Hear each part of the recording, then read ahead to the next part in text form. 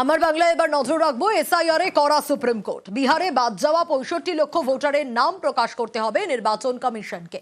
কেন তাদের নাম বাদ দেওয়া হয়েছে তারও উল্লেখ করতে হবে। বিহারে ভোটার তালিকায় নাম তুলতে দেওয়া যাবে আধার এবং ভোটার কার্ড।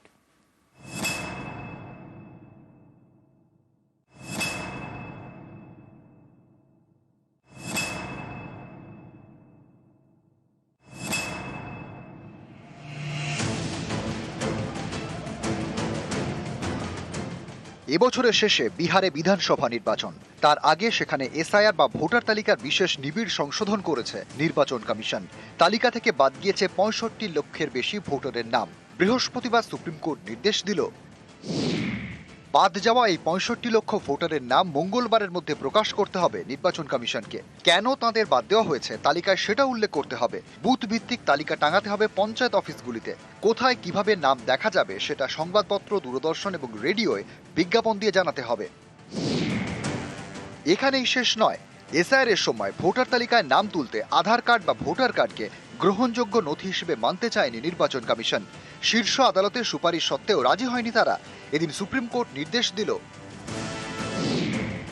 নাম বাদ গেলে ভোটার তালিকায় নাম তুলতে ফের আবেদন করা যাবে। আধার কার্ড এবং ভোটার কার্ড নিয়ে আবেদন করা যাবে। আধার কার্ড গ্রহণযোগ্য এটা জানিয়ে আলাদা করে নোটিফিকেশন দিতে হবে কমিশনকে। এদিনের শুনানিতে বিচারপতি সূর্যকান্ত মন্তব্য করেন, যে প্রক্রিয়া চলছে তার প্রভাব সামাজিক ক্ষেত্রে পড়তে পারে। কোনো নাগরিক তার ভোটাধিকার থেকে বঞ্চিত হয়ে যেতে পারেন। ফলে প্রক্রিয়া অত্যন্ত স্বচ্ছ হতে হবে। বিষয়টির উপর আমরা নজর রাখছি। শুক্রবার 22 আগস্ট মামলার ফের শুনানি। নিউজ 18 বাংলা।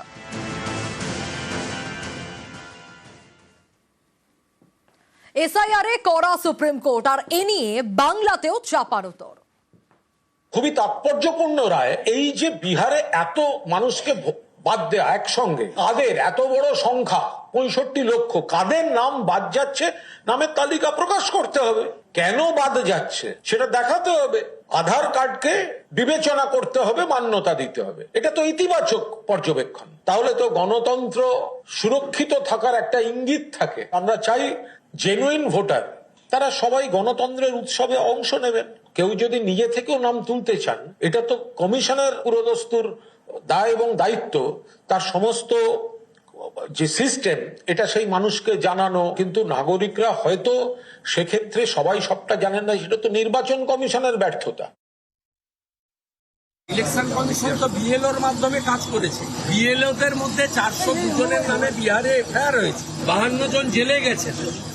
সেই কারণে ইলেকশন কমিশন চান প্রত্যেকটা স্থায়ী বাসিন্দা বা জীবিত লোকের নাম ভোটার লিস্টে থাকুক।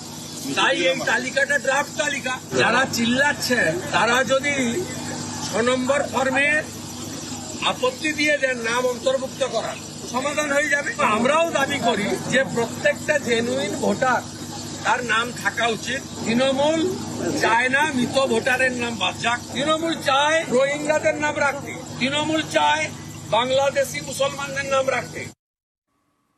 ডায়মন্ড হারবারে ভোটার বৃদ্ধির অভিযোগ, চাঞ্চল্যকর অভিযোগ অনুরাগ ঠাকুরের। আর অনুরাগকে জবাব অভিষেক বন্দ্যোপাধ্যায়। ডায়মন্ড হারবারে ভোটার বৃদ্ধির অভিযোগ অনুরাগ ঠাকুরের, তাই অনুরাগকে তথ্যের প্রমাণ পাঠালেন অভিষেক বন্দ্যোপাধ্যায়। অনুরাগকে তথ্য পৌঁছলেন অভিষেকের প্রতিনিধি।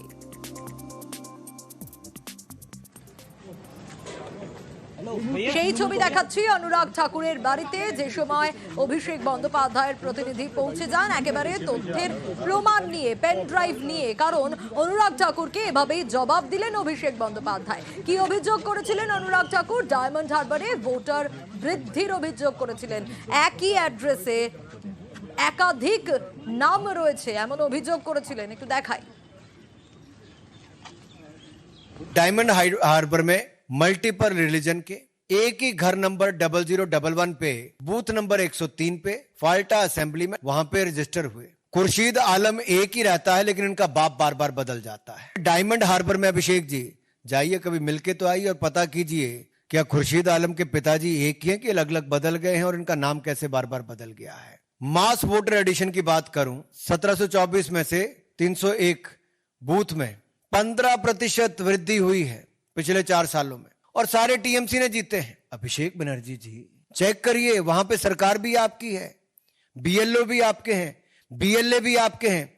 तो क्या आप चुनाव इसीलिए जीत रहे हो? ये जो फर्जी वोट एडिशन क्या आपके अनुसार हो रही है? অনুরাগ ঠাকুর তিনি ঠিকানা দিয়ে বলছেন যে এটা ভুয়ো, ওটা নেই। বুথ নাম্বার 265-তে সেখানে টোটাল ভোটারের সংখ্যা হচ্ছে 47।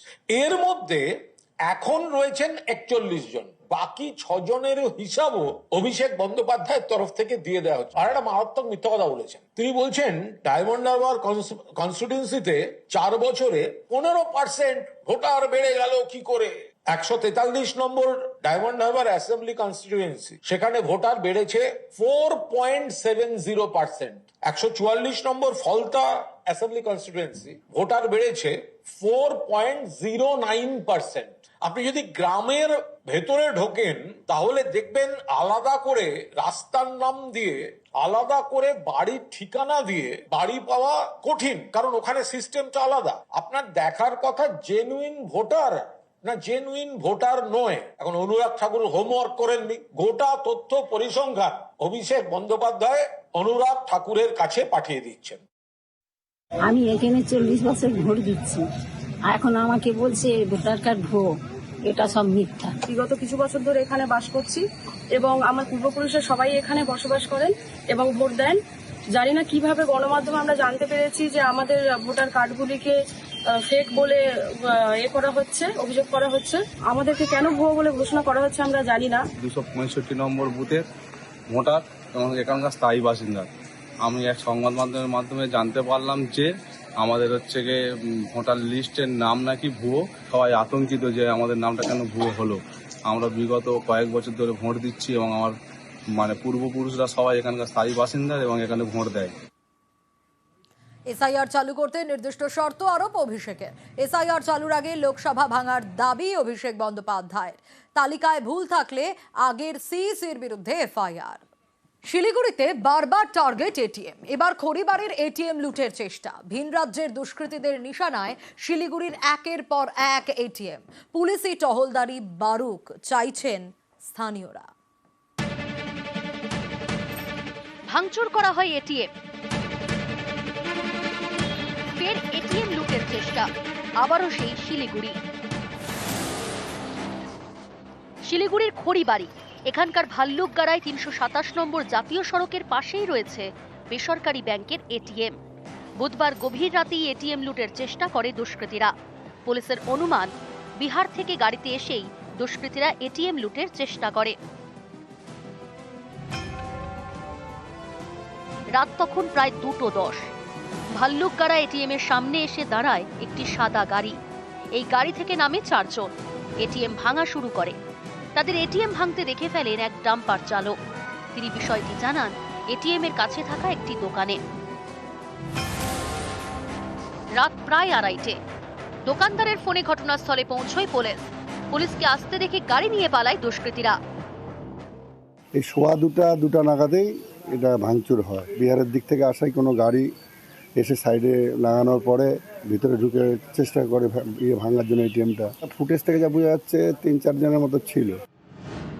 এটিএম গুলো অসুরক্ষিত কেন সেটার দায়িত্ব কিন্তু সেটা আমাদের নয়, কারণ পুলিশ তো আর এটিএম গার্ডিং করতে পারে না। এটিএম যাদের আছে তাদেরই উচিত এটিএম গার্ড দেওয়া। এই প্রথম নয়, সাম্প্রতিককালে বারবার টার্গেট করা হয় শিলিগুড়ি শহরকে। গত 18 জুন শিলিগুড়ির চম্পাশাড়িতে এটিএম লুটের ঘটনা ঘটে। সেই ঘটনায় এক কলেজ ছাত্রী এটিএম লুটের ভিডিও করে পুলিশকে খবর দেন। এরপর গত 22 জুন শিলিগুড়ি হাসমি চকের সোনার দোকানে ডাকাতি। গত 22 জুলাই আশিঘর মোড়ে ফের এটিএম লুট। তাতে হরিয়ানা গ্যাংয়ের যোগ পান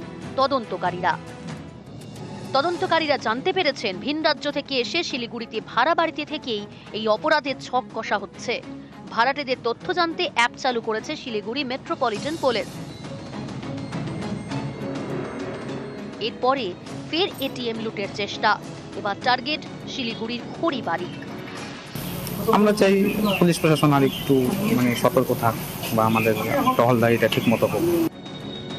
শিলিগুড়ি থেকে বিশ্বজিৎ মিশ্র, নিউজ 18 বাংলা।